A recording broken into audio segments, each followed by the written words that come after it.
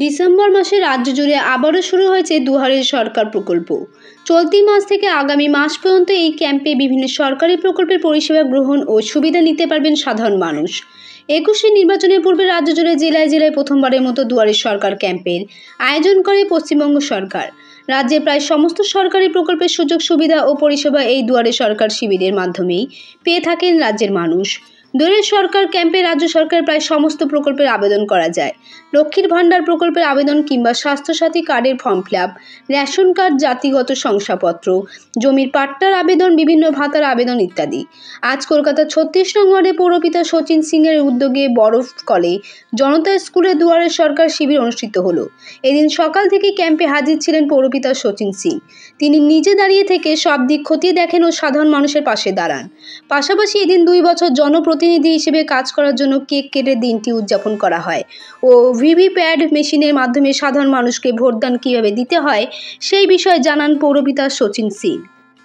আশীর্বাদ নিয়ে আমি এই 2021-এ কাউন্সিলর হয়েছিলাম। 21 তারিখে আমাদের নির্বাচনের ফল ঘোষণা হয়েছিল।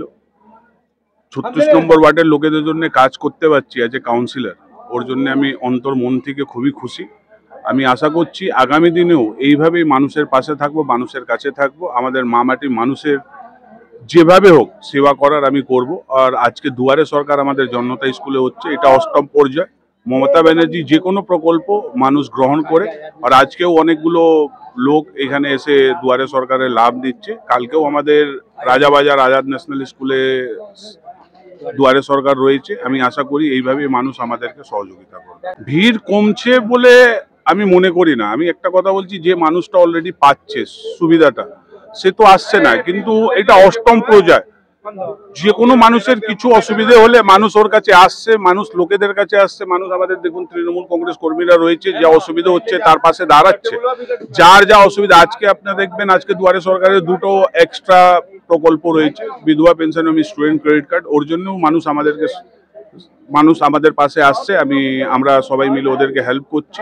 তো আমার এটা মনে হয় কি মমতা ব্যানার্জি জানে পশ্চিমবাংলার মানুষের কি দরকার আছে। সবসময় এরকম প্রকল্প বের হয়। আপনি দেখতে পারবেন যেভাবে লক্ষ্মী ভাণ্ডার আর দুয়ারে সরকার স্বাস্থ্যসাথী কার্ড হয়েছিল, সেরকম মানুষ যেভাবে অ্যাকসেপ্ট করেছিল, আগামী দিনেও যে কোনো প্রকল্প আসলে মমতা ব্যানার্জি যে কোনো প্রকল্প পশ্চিমবাংলার মানুষের জন্য নিয়ে আসবে, পশ্চিমবঙ্গের মানুষ তাকে অ্যাকসেপ্ট করবে।